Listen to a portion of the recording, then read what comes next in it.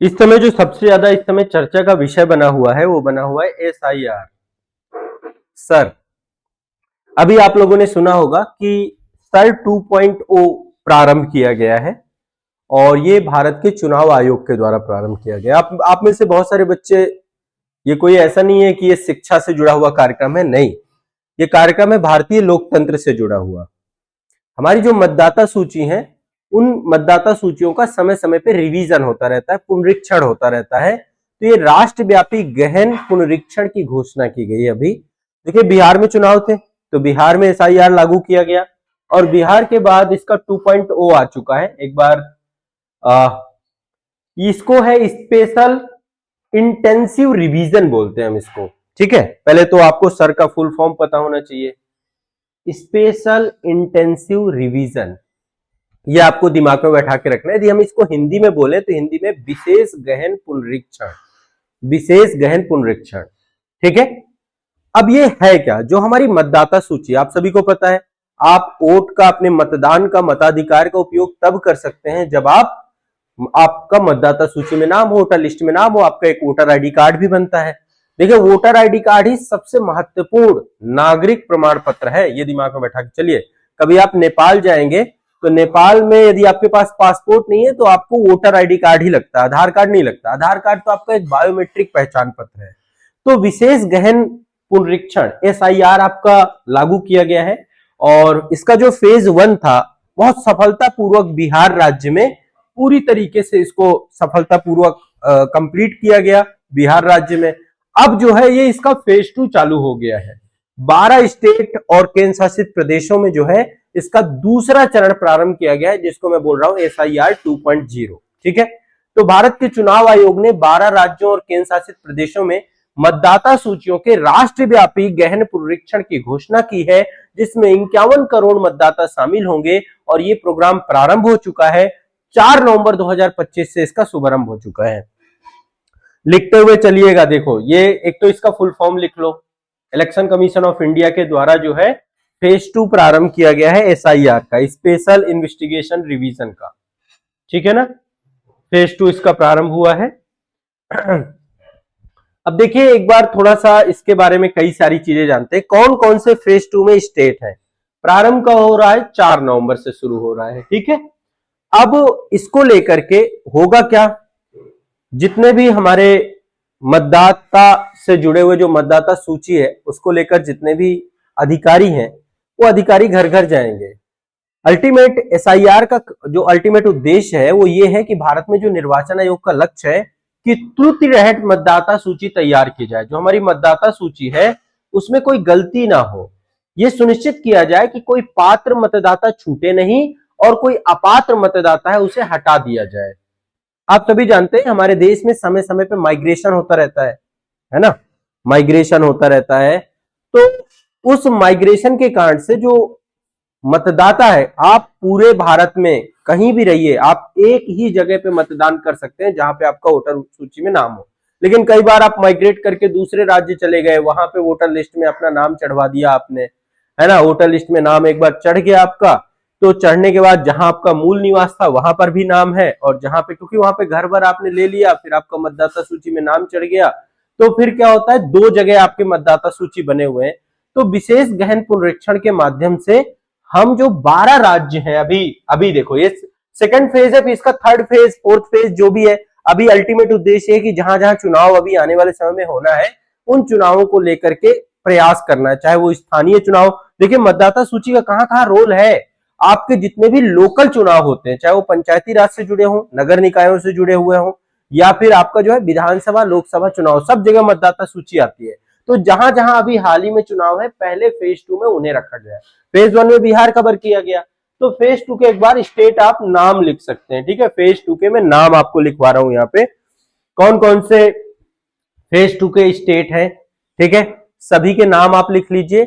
उत्तर प्रदेश हमारा यूपी है, छत्तीसगढ़ बिहार में हो चुका ऑलरेडी, उत्तर प्रदेश, छत्तीसगढ़, गोवा, गुजरात, यहाँ पे मैप में देख लेते हैं, उत्तर प्रदेश, ठीक है, छत्तीसगढ़ है, मध्य प्रदेश है, राजस्थान है, गुजरात है, गोवा है, केरला है, पुदुचेरी है, तमिलनाडु है, इसके बाद यहाँ पे पश्चिम बंगाल भी है, वेस्ट बंगाल भी है। अच्छा, अभी आप लोग बहुत सारी चर्चाएं देख रहे होंगे, बहुत सारे वीडियो वायरल हो रहे हैं कि पश्चिम बंगाल में एसआईआर लागू होते ही जो अवैध बांग्लादेशी हैं वो भाग रहे हैं, असम में ये चीजें हो रही हैं, ऐसे बहुत सारे सेशन भी आप देख पा रहे होंगे। तो अभी आप थोड़ा सा इत्मीनान रखें, मैं उस पर भी डिटेल में आपको सेशन बताऊंगा। पहले मैं चाह रहा हूं आपका फाउंडेशन बता दूं, मैं एसआईआर पे डिटेल से आपको जानकारी उपलब्ध करा दूं, अल्टीमेट क्या कारण है, क्यों ये स्टेट रखे गए, क्या है एसआईआर। तो अल्टीमेट 12 राज्य और केंद्र शासित प्रदेश में से एक बार नाम फिर से देख लीजिए, कौन कौन से नाम है। उत्तर प्रदेश, राजस्थान, मध्य प्रदेश, छत्तीसगढ़, गुजरात, गोवा, केरला, तमिलनाडु, पुदुचेरी, यहाँ पे लक्षद्वीप और अंडमान निकोबार द्वीप समूह भी है और पश्चिम बंगाल भी सम्मिलित है इसमें। ठीक है ना, क्लियर, स्पष्ट है। अब इन राज्यों और केंद्र शासित प्रदेशों में एक तो पहली बात मतदाता सर्वेक्षण भी हो जाएगा और यहाँ पे उच्च स्तर पे मतदाता भी है, सबसे ज्यादा वोटिंग यहीं पड़ती है इन स्टेटों में। अब इस बार बिहार में रिकॉर्ड वोटिंग पड़ी, आपने देखा है। तो यहाँ पे प्रशासनिक तैयारियां होंगी, प्रॉपर बीएलओ बनाए जाते हैं इसके लिए, जो एडमिनिस्ट्रेशन है बीएलओ होते हैं, जिला मजिस्ट्रेट और जो ईआरओ है, ये सब कुछ पद हैं जो निर्वाचन आयोग से जुड़े हुए होते हैं। तो बीएलओ होते हैं, हमारा जो डिस्ट्रिक्ट मजिस्ट्रेट है उनके पास भी इस पे पावर होती है, ईआरओ का पद होता है, ये सारी चीजें हैं। ठीक है, तो ये अभी दिमाग में बैठा के रखिएगा, क्लियर, स्पष्ट। अभी महाराष्ट्र नहीं रखा गया इसमें, महाराष्ट्र को इससे बाहर रखा गया है क्योंकि अभी 31 जनवरी 2026 को चुनाव है, यहाँ पे स्थानीय चुनाव है और सुप्रीम कोर्ट का आदेश भी है। तो अब इतनी जल्दी नहीं हो पाएगा, इतना बड़ा स्टेट है, इतनी बड़ी आबादी है, पता चला कुछ लोगों का मतदाता सूची बना नहीं बना, तो सुप्रीम कोर्ट ने अभी इस पे रोक लगा रखी। तो अभी महाराष्ट्र नहीं है, महाराष्ट्र में स्थानीय चुनाव 2026 में होने हैं। केरल भी जो है अभी बात करेंगे इन सब चीजों को लेकर के। अब देखिए, तो सबसे पहली चीज है कि अल्टीमेट आपको ये दिमाग में आ जाना चाहिए कि स्पेशल इन्वेस्टिगेशन जो है रिवीजन क्या है। अब इसको लेकर के कॉन्स्टिट्यूशन क्या कहता है, संविधान क्या कहता है। भारतीय संविधान में आप सभी जानते हैं कि जन प्रतिनिधित्व अधिनियम पारित किया गया है हमारा, वो संविधान के माध्यम से, संविधान ही उसे पावर देता है। पूरा का पूरा आपका जो है निर्वाचन आयोग को लेकर के, तो जनप्रतिनिधित्व अधिनियम 1950 लोकसभा के द्वारा पारित किया गया था, हमारे संसद के द्वारा पारित किया गया था, और उसमें ये बात लिखी हुई है कि देश में स्वतंत्र और निष्पक्ष चुनाव सुनिश्चित कराना है। बाकी आर्टिकल 326 आप सभी जानते हैं, वयस्क मताधिकार की बात करता है कि जो भी 18 साल की उम्र या उससे ज्यादा के हैं उन सभी को देश में मताधिकार का जो है एक पूरा का पूरा जो है प्रोविजन है। और इसको लेकर के यदि मतलब आप समझिए कि हमारे देश में संविधान ने ही हमें राइट दिया है, लेकिन ये एक वैधानिक राइट है। कैसा राइट है? वैधानिक राइट है। अब इससे होगा क्या, बार बार आप सुनते रहते हैं, कभी वोट चोरी का मुद्दा चलता है कि वोट चोरी हो रही है, कई बार राजनीतिक जो पॉलिटिकल पार्टियां वो कहती रहती है ईवीएम में ये समस्या है और फर्जी फेक वोट पड़ रहे हैं, एक व्यक्ति बार बार वोट दे रहा है। तो राजनीतिक दलों का मतदाता सूची की अशुद्धता के बारे में बार बार शिकायत की जाती है, उस शिकायत का समाधान हो जाएगा इससे। माइग्रेशन के बाद जो लगातार बहुत सारे रजिस्ट्रेशन हुए हैं, माइग्रेशन का मतलब है प्रवासन के बाद, बहुत सारे ऐसे भी व्यक्ति हो जाते हैं जो मतलब जैसे जिनका निधन हो गया है ना, निधन के बाद भी मतदाता सूची का नाम में उनका नाम नहीं हटता है। तो जब इतने बड़े लेवल का इंटेंसिव रिवीजन होता है तो उनके नाम हटा दिए जाएंगे। इसके अलावा गैर नागरिकों को गलत तरीके से शामिल कर दिया जाता है, जैसे हम पश्चिम बंगाल और असम और जो नॉर्थ ईस्ट में हम देखते हैं कि बहुत सारे लोग वहां के नागरिक नहीं है, लेकिन चुनाव और वोट बैंक की राजनीति के कारण से सारी चीजें होती हैं। अभी तक हमारे देश में 1951 में जो है आपका 1951 से लेकर अब तक की यदि बात करें तो लगभग 8 बार जो है एसआईआर का आयोजन हो गया है, कोई पहली बार नहीं हो रहा है। इससे पहले 2002 से 2005 के बीच में एसआईआर हुआ था कंट्री में। तो हमारे देश में निर्वाचन आयोग जो है समय समय पर एसआईआर कराता रहता है, स्पेशल इंटेंसिव रिवीजन का काम होता रहता है। ठीक है, तो अब ये फिर से चल रहा है आपका। ठीक है, मैंने आपको स्टेट बता दिए कौन कौन से हैं एसआईआर में। अंडमान निकोबार द्वीप समूह है, गुजरात लक्षद्वीप है, छत्तीसगढ़ है, गोवा है, गुजरात है, केरल है, मध्य प्रदेश है, पुदुचेरी है, राजस्थान है, तमिलनाडु है, पश्चिम बंगाल, सारे हैं। 4 नवंबर 2025 से स्टार्ट हो रहा है ना। इसके बाद ड्राफ्ट रोल प्रकाशन, इसका जो ड्राफ्ट आएगा जब ये पूरा बन जाएगा तो इसका ड्राफ्ट आ जाएगा 9 दिसंबर 2025 को, और अंतिम रोल प्रकाशन इसका 7 फरवरी 2026 को हो जाएगा। अभी जो है असम को बाहर रखा गया क्योंकि वहां एनआरसी की प्रक्रिया चल रही है, ठीक है। अभी असम में एनआरसी चल रहा है और नेशनल, उस पे हम अलग से डिस्कशन करेंगे। और नागरिकता अधिनियम के तहत जो बहुत सारे प्रावधान हैं वहां पे लागू किए जा रहे हैं। आपको पता है सीए और सीएबी जो सिटीजन अमेंडमेंट एक्ट आया था उसके तहत और एनआरसी के तहत जो है वहां पे कई सारे कार्य हो रहे हैं, तो इस कारण से भी उसे बाहर रखा गया है, ठीक है। तो बूथ लेवल ऑफिसर्स होते हैं जिनको हम बीएलओ कहते हैं, जो बूथ लेवल पे काम करते हैं, खासकर जो हमारे शिक्षक गण होते हैं जो सरकारों में है, उन्हीं सबको बीएलओ बना दिया जाता है। तो बीएलओ बनाया जाएगा, बीएलओ घर घर जाएंगे, घर घर जा जाकर के सत्यापन करेंगे, आपके घर पे भी पहुंचेंगे, है ना। आपके घर पे आ तो नहीं चुके हैं, एक बार बताइएगा यदि हो ऐसी बात तो। ड्राफ्ट रोल बने रहने पर सभी मतदाताओं को 4 दिसंबर तक गणना प्रपत्र जमा करना होगा, ठीक है। 4 दिसंबर यानी बहुत टाइम नहीं है। वर्ष 2002 से 2005 के एसआईआर रोल में जिनका नाम नहीं है उनके लिए पात्रता प्रमाण आवश्यक होता है, उनको पात्रता प्रमाण देना पड़ेगा कि भैया आपके पास कुछ डॉक्यूमेंटेशन है।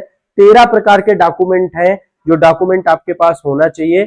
इसमें आधार कार्ड नहीं है, ध्यान रखिएगा। आधार कार्ड और बिहार के एसआईआर रोल के अंश शामिल, आधार कार्ड को भी सम्मिलित किया गया, माफ कीजिएगा। आधार का उपयोग केवल पहचान सत्यापन के लिए किया जाएगा, नागरिकता प्रमाण पत्र के लिए नहीं किया जाता है, ठीक है। तो ये दिमाग में बैठा के रखिएगा। नागरिकता प्रमाण पत्र में एक तो आपका बर्थ सर्टिफिकेट बहुत इंपॉर्टेंट होता है, ठीक है। यदि आपके गार्जियन माता पिता में से कोई व्यक्ति ऐसा है जिसका मतलब प्रॉपर रजिस्ट्रेशन वगैरह, तो वो भी मान्य होगा। 1 जुलाई 1987 के बाद जन्मे मतदाताओं के माता पिता की पात्रता प्रमाण पत्र भी प्रस्तुत करने को लेकर के यहाँ पे बात हुई है। अभी जो बिहार में हुआ, बिहार में चुनाव थे, बहुत तेजी से काम किया गया। तो बिहार में जब एसआईआर हुआ तो 30 सितंबर 2025 को जो है एसआईआर समाप्त हुआ था बिहार में। मैं जनरली आपको यहाँ पे एक बार बता देता हूँ। मतदाताओं की संख्या 6% घट गई। आप समझिए कितने अपात्र मतदाता यहाँ पे थे। बहुत सारे लोग बिहार से माइग्रेट होकर के पलायन करके अगले राज्यों में जा चुके हैं, वहां पर भी वोट दे रहे थे, बिहार में भी वोट दे रहे थे। जब बिहार में वोट आता था तो वापस आकर के वोट देते थे। तो ऐसे में 6% का मतलब होता है बहुत बड़ी संख्या, लगभग 7.42 करोड़ मतदाता ही बिहार में थे इस बार, ठीक है। और निर्वाचन पंजीयन अधिकारी ने मतलब बहुत सारी अपील भी दायर की, जैसे कई सारे लोग अपील भी करते हैं, वो भी है। और एक मॉडल एसआईआर तैयार हुई बिहार में, उसका जो है इंपैक्ट हमें अदर स्टेट में भी देखने को मिलता है, ठीक है। इसके बाद जो है आप देखिए दिल्ली व चंडीगढ़ जैसे शहरी क्षेत्रों में प्रवास के कारण से पुरानी आबादी से जुड़ाव कम हुआ है। मौसम की स्थिति और स्थानीय निकायों में राज्यों के चयन और समय सीमा में भी प्रभावित किया है। अब अल्टीमेट जो चुनौतियां है, पहला तो कानूनी चुनौती है। सर्वोच्च न्यायालय के ऊपर, सर्वोच्च न्यायालय में कई सारी जगहों में याचिकाएं दाखिल की गई हैं और ये सवाल उठाए गए हैं कि पंजीकृत मतदाताओं की नागरिकता सत्यापित करने में ईएसआईआर का क्या अधिकार है और बिहार में ईएसआर की जो प्रक्रिया अपनाई गई क्या वो सही है नहीं है, ठीक है। तो अभी सुप्रीम कोर्ट के पास भी कई सारी याचिकाएं दाखिल की गई इन सब चीजों को लेकर के, वो चीजें भी अपने तरफ से चल रही हैं और वो सब चीजें जो न्यायालय के निर्णय आएंगे उस पर हम बात में करेंगे। राजनीतिक विरोध लगातार हो रहा है। पश्चिम बंगाल के मुख्यमंत्री कह रहे हैं कि इससे बैकडोर एंट्री होगी, है ना, गलत जो है बाहरी लोगों को, मतलब पश्चिम बंगाल में आप सभी को पता है ममता बनर्जी की सरकार है। और इसी तरीके से बहुत सारे लोग जो है अलग अलग बातें कह रहे हैं, प्रशासनिक बहुत सारी त्रुटियों की बात की जा रही है, सामाजिक जो है बातें, बहुत सारी सोशल इश्यू भी निकाल के आए जा रहे हैं। लेकिन ओवरऑल देखो एसआईआर को लेकर यदि मेंस में आपसे क्वेश्चन पूछता है तो आपको अल्टीमेट एक बात समझनी है, एसआईआर बहुत जरूरी है। ये पहली बार नहीं हो रहा, 8 बार हो रहा है, ठीक है। इससे क्या होगा, पारदर्शिता आएगी, नागरिकों की पुरानी मतदाता सूची प्रविष्टियों का पता चल पाएगा, मतदाता पोर्टल का उपयोग होगा। तो इसमें देखो एक तो ट्रांसपेरेंसी बढ़ेगी, हम प्रौद्योगिकी का उपयोग कर पाएंगे, हम चुनाव में एक तरीके से समग्रता ला पाएंगे, शुद्ध मतदान सूची बना पाएंगे, फर्जी मतदान में कमी आ पाएगी, जनता में विश्वास बढ़ जाएगा। एक तरीके से जन जागरूकता अभियान के तौर पे आप इसको देख सकते हैं। जन भागीदारी होगी, समय पर दस्तावेजीकरण सुनिश्चित होगा, डाटा सिंक्रोनाइजेशन होगा, है ना, दोहराव को रोकने के लिए डिजिटल डेटाबेस भी आपका पूरा एस्टेब्लिशमेंट किया जा रहा है। तो ओवरऑल ये जरूरी है विश्वसनीयता बढ़ाने के लिए, ठीक है। जितने भी स्टेक होल्डर्स है ना, सारे स्टेक होल्डर्स का मतलब कौन कौन है, पॉलिटिकल पार्टीज है ना, नागरिक समाज है और साथ ही स्थानीय प्रशासन है।